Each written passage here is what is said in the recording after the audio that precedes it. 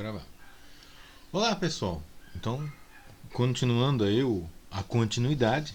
Acabei de cometer um pleonasmo. Então, mas vamos lá. Continuar falando um pouquinho de cadeia alimentar, só que a gente vai ter um plus aqui, tá, gente? A gente vai ter aí uma nova abordagem. É a mesma coisa, mas tem uma sutileza aí, tá? Bom, vamos falar um pouquinho sobre cadeia alimentar ainda, falando sobre o fluxo de energia. Então, nós temos o produtor, tá? E eu não sei por que deu errado aqui. Vamos lá. Beleza. Aqui achei. A gente ensaia. Então, ó. Então nós temos o produtor. Isso. Nós temos o produtor, o consumidor primário e o consumidor secundário, tá bom? E o que eu quero trazer para vocês aqui um pouquinho sobre esse indivíduo que é o produtor, que a gente vai falar agora dele. Daqui a pouco a gente fala dos outros consumidores. O consumidor, tá? Ele tem a produtividade bruta e a líquida. O que é produtividade bruta? Toda energia produzida. Então essa é a bruta. Eu acredito que alguns de vocês já viram alguma coisa parecida isso em algumas outras aulas aí, talvez aí nas outras disciplinas, né? Agora, eu queria chegar nessa parte aqui, na energia consumida. Uma perguntinha, por que será que os indivíduos, né, precisam de energia, né? Bom, eles vão consumir energia. No caso dos animais, né, para deslocamento. No caso de plantas, para produção de órgãos, como fruto, flores. Mas ela não se restringe a isso só não, tá, gente? Muitas das reações químicas, elas são endotérmicas, né? Elas precisam captar energia, né, para produzir o metabolismo do ser, né, do indivíduo. Então, para produzir calor, para gerar calor, para gerar novos compostos, como eu falei, órgãos também, aumentar de tamanho, também tem uma relação também para a reprodução, isso na reprodução sexuada. Então, essa energia ela vai ser consumida justamente para todo esse mecanismo, todos esses eventos no ser que está vivo, né? Então, no caso dos produtores, das plantas, das algas, eles vão para gerar órgãos, né, para amadurecer esses órgãos, que tem a ver com o seu metabolismo, e também para a parte reprodutiva delas, né? Beleza. Então, por isso que os seres vivos de modo geral, elas consomem energia. Então, ou elas produzem sua energia, que é o caso dos produtores, ou elas consomem essa energia, que é o caso dos consumidores. Mas vamos voltar um pouquinho sobre a produtividade, né? Então, a produtividade bruta é o todo, ele produziu. Só que o que é essa produtividade líquida, né? É uma equação. Produtividade líquida nada mais é que energia produzida subtraído, né, menos energia consumida. Então, é essa definição que eu queria trazer para vocês, tá? Bom, eu vou seguir para o próximo, mas ainda com esse pensamento, né? Então, essa produtividade aqui, tá? Tem aí, vamos colocar aqui a produtividade bruta, PB, né? Então vamos colocar aqui PB aqui só com uma legenda. Só que dessa produtividade bruta, né, uma parte dela ela foi consumida, tá? Então nós temos uma diferença e nós temos então a produtividade líquida, que eu vou chamar de PL. Aqui esse PL aqui sou eu que estou inventando, tá, gente? E tem uma outra aqui, um outro trechinho, né, que é o trechinho da diferença, que ele vai corresponder aqui a energia consumida. Vou colocar energia desprendida, né? Dispersa. Ficou um pouquinho grande, Davi. Então vamos mudar aqui para deixar mais didático aqui para os seus coleguinhas, né? Tá? Então, a produtividade bruta é tudo que ele produziu. Produtividade líquida é a quantidade de matéria, perdão, de energia, eu falei matéria, ó, quantidade de energia que foi sendo usada. E eu estou procurando uma coisinha aqui só para um charme meu aqui e eu não estou conseguindo ativar o bagulho aqui. Tá. Então, tá, eu queria só deixar um contraste diferente,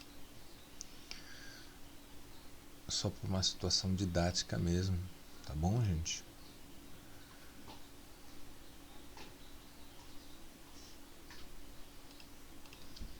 Nada tão de importante. Turma, então deixa eu só imaginar aqui quanto que foi que eu fiz aqui, não tem medida, então vai no olho aqui. Turma, então voltando aqui para cá, vamos falar um pouquinho dessa produtividade líquida, tá? Mas agora não importa a produtividade líquida, tá? Esse indivíduo que é consumidor e o secundário também, eu vou fazer uma pergunta reflexiva, embora a grande maioria das pessoas já tenha uma percepção. Essa pergunta, embora eu sei que a maior parte de vocês já devem saber, porque prestaram atenção na última aula, mas ela não é para ser necessariamente respondida. É apenas um suporte, né? É um alavanco para uma reflexão, para um pensamento. Então a minha pergunta é: será que a energia contida nesse consumidor primário e secundário ele é igual dos produtores? Tantã. Tá. Voltando aqui então para falar para vocês, esses indivíduos, eu vou diminuir aqui um deles aqui, só para manter minha didática. Esse indivíduo aqui que é o consumidor, eu falo esse quem? O C1 aqui, o consumidor primário aqui, tá? Faltou legenda aqui para mim, mas eu vou continuar. Esse, acredita em mim, esse consumidor que é primário, ele não vai ter a mesma quantidade de energia. Por quê?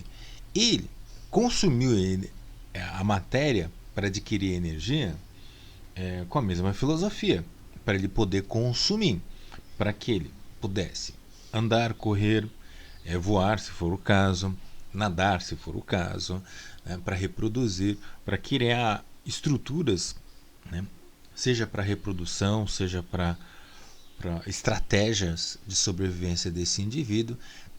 Ou seja, então ele consumiu a energia no sentido de ele comeu alguém, né, mas o seu próprio metabolismo celular, né, fez consumo dessa matéria, portanto dessa energia, então houve uma redução energética em relação ao consumidor, em relação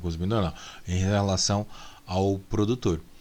Então, o que eu quero trazer aqui para vocês? Uma coisa que é já sabido. A energia ao longo da cadeia alimentar, ela vai diminuindo a cada nível trófico que vai sendo avançada. Tá? E teve numa das falas anteriores, eu comentei, por que será que não existe consumidor de 7ª ordem, de 8ª ordem? Não é que não existe, né? Por que ele é raro? Porque a energia ele acabou sendo insuficiente. Então, a grande maioria das cadeias alimentares ele tem até 5 níveis tróficos, né? O primeiro produtor, segundo consumidor primário, consumidor secundário, terciário, de 4ª ordem, de 5ª ordem. Tá? Bom, aí a gente vai entrar no que eu quero comentar para vocês. Aí eu vou fazer um truque aqui. O que é truque, né? É um manejo só. Estou copiando essas barrinhas. Tá? Eu vou jogar para o próximo. Tá? Eu estou colando. O que está acontecendo aqui? Deixa eu apagar um pouquinho essas palavras, porque eu estou achando que ela vai ficar rebelde comigo. Então, antes que eles fiquem rebeldes comigo, eu vou tirar. Mas assim, essas barras aqui, como é que eu vou fazer para ficar mais didático? Eu vou pintar eles aqui para ficar um pouquinho mais evidente aqui para a gente, tá? E vou girar ele 90 graus. Girei 90 graus, girei 90 graus. O que eu vou fazer com essas barrinhas aqui, né? O que pode acontecer eu me perder aqui na minha didática, tá, gente? Mas vamos lá.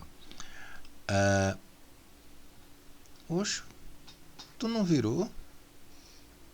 Virou sim, desculpa. Eu que tô habituado a ver a largura, né? Vamos lá. Eu falei, ninguém me entendeu, mas tudo bem. O que eu fiz?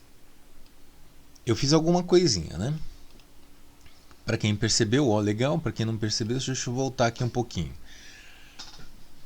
Eu peguei aquela ideia discursiva, de gráfico, de quantidade de energia que estava lá no produtor, consumidor primário, secundário, e nada mais, nada menos do que transformei ele, aquelas barras, tá? Eu só mudei um pouquinho da dimensão deles e fiz uma sobreposição. E o que nós temos aqui então? Tá? Uma demonstração de pirâmide de energia. Bom, eu acho que eu não vou ter sorte.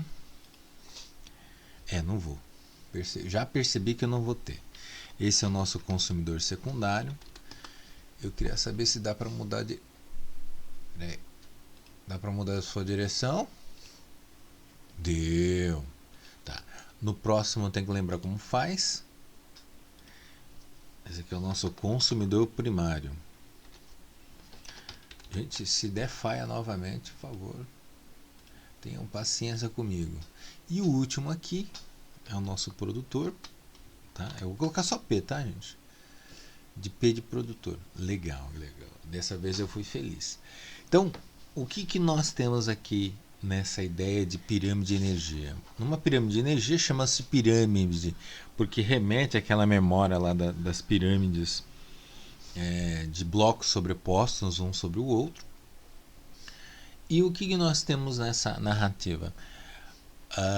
O produtor sempre é a base, tá? E essa base ela tem que ser largo no caso de pirâmide de energia, tá bom? E sobreposto a eles, né, ao produtor, vai ter o consumidor primário e depois o consumidor secundário. Mas notem que a ideia vai reduzindo a disponibilidade de energia contida no ser. Só voltando, por que existe essa diferença? Eu falo essa, mas assim, do que eu estou falando? Deixa eu pegar aqui um pouquinho.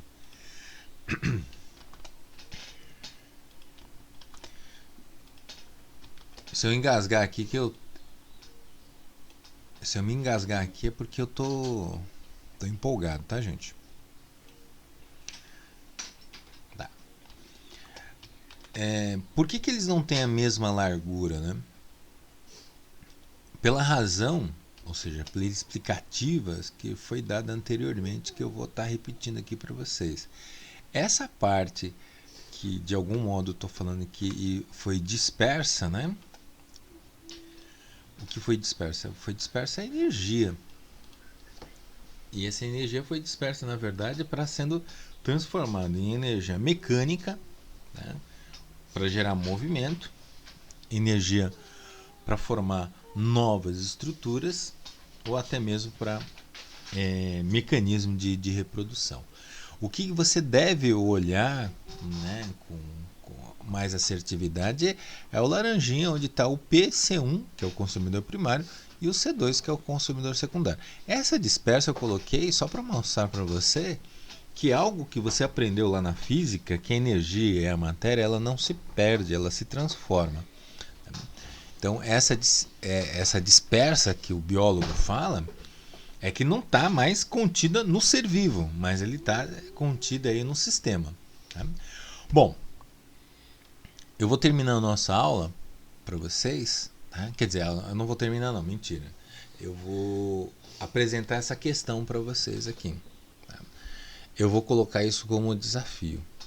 Turma, nesse desafio que eu estou propondo para vocês, vocês vão falar assim, alternativa F, não existe alternativa F nem E aqui, tá? Vocês vão dizer, tá, você pode de repente até ter acertado a alternativa, mas o que eu queria mesmo é que vocês tivessem a propriedade de fazer uma explicativa de qual foi a sua razão, ou seja, de qual foi o seu pensamento para chegar nessa resposta. Por quê?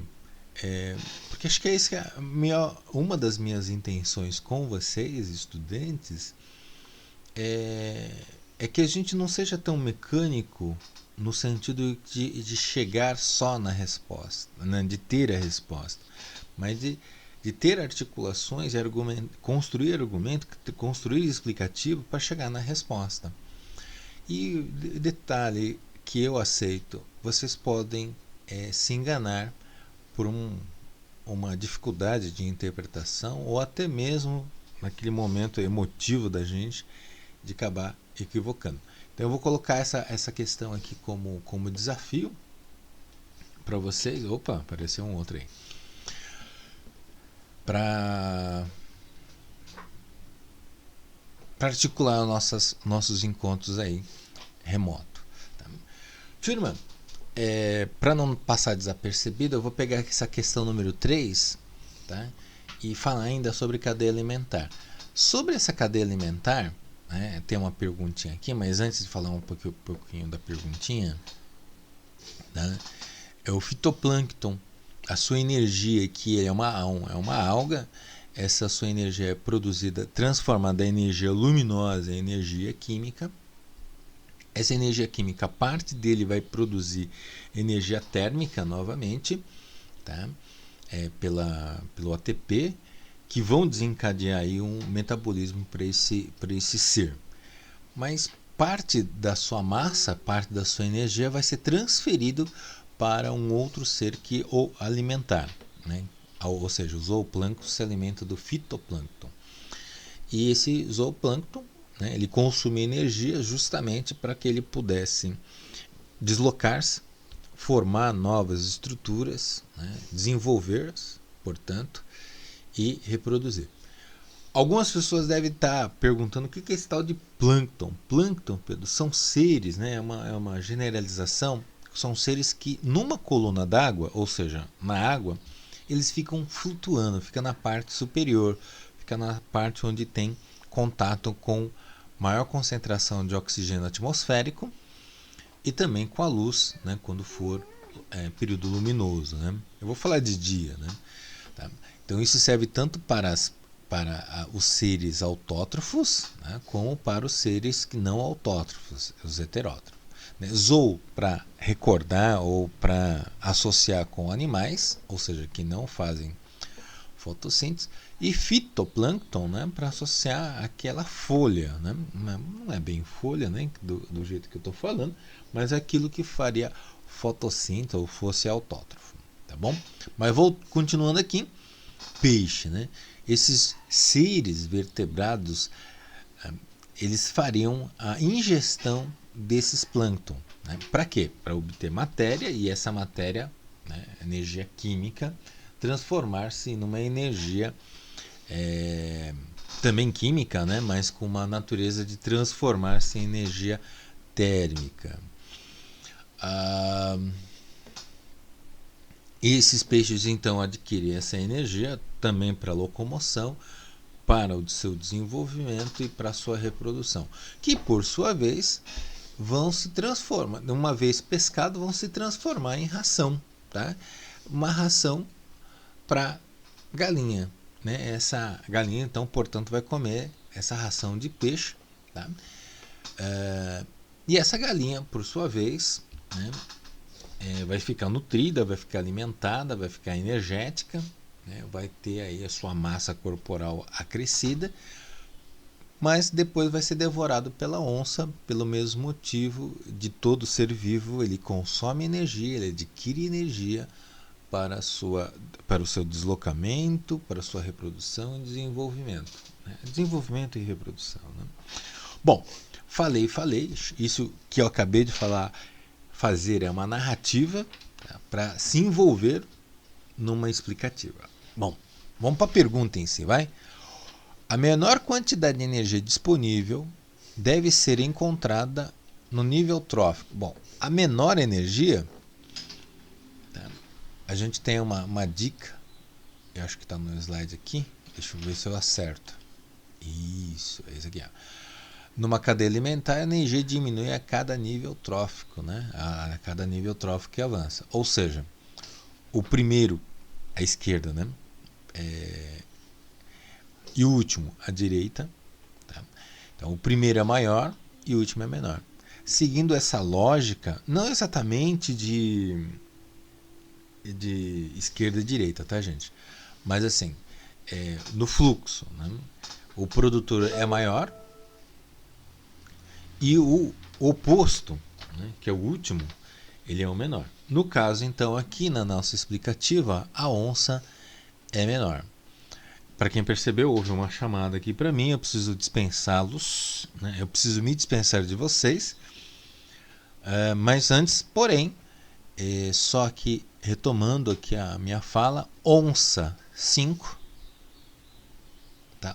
5 romano, tá, gente? Então ele teria que ser a alternativa E de esperança. Essa é a melhor alternativa para nós aqui, tá bom? Ou seja, acabei dando a resposta para vocês. Olha que louco! Mas para quem percebeu, usando-se de exemplos, né, toda essa demora na questão número 3, era muito mais fácil ler a pergunta e responder, mas aquilo que eu estava comentando anteriormente com os senhores e com as senhoras, a ideia é muito mais filosófica, o pensamento, uma explicativa interna na nossa mente, porque à medida que a gente tem essa explicativa, a gente tem certeza do que a gente está reproduzindo. Mesmo que a gente erre, né, mas a gente criou uma fundamentação própria, né? A gente acaba tendo propriedade disso. E à medida que a gente vai acertando, isso é uma questão emocional agora, a gente vai ficando muito mais confiante, né? Ou seja, a gente vai ficando com menor quantidade de erro, na verdade, sentimento de errar, e esse sentimento de não ter errado, isso dá uma certa confiabilidade. É claro que a gente pode se dar o direito de errar, afinal, as ciências ela não é a verdade absoluta, mas onde eu estou querendo trazer para vocês, meninas e meninos, é um aspecto não só de inteligência, a inteligência cognitiva, mas também trabalhar nossas emoções. Ou seja, quando a gente tem uma explicativa que nos convence internamente, a gente fica muito mais confiante. Por que eu falei confiança interna, né? Porque o seu colega, de repente, ele tem uma outra percepção de vida e ele tem a sua convicção. A questão não é quem está certo, quem está errado nesses momentos de conflito, mas é o quanto que a pessoa ela tem convicção daquilo que ela defende. Isto é, aquela pessoa que vai dizer sim, porque sim, ela está deixando de ter oportunidade para angariar muito mais recurso de pensamento. Ela pode até estar certa de responder porque sim, mas eu acredito que quando ela se limita a fazer essa resposta pobre, né, ela empobrece o discurso. Ou seja, o que é um discurso? É uma troca de ideia. E quando a pessoa ela faz esse tipo de resposta, ela quis finalizar o discurso, ou seja, não permitiu uma prorrogação de pensamento e filosofias acerca daquilo que estava sendo comentado. Turma, foi um prazer fazer todo esse discurso maluco em meia hora de aula. Mas era isso que eu queria trazer para vocês mesmo, tá bom, gente? Um abraço, fiquem tranquilos e vivam a vida como ela tem que ser feita por vocês, pelas decisões que vocês tomam. Um beijo e um abraço.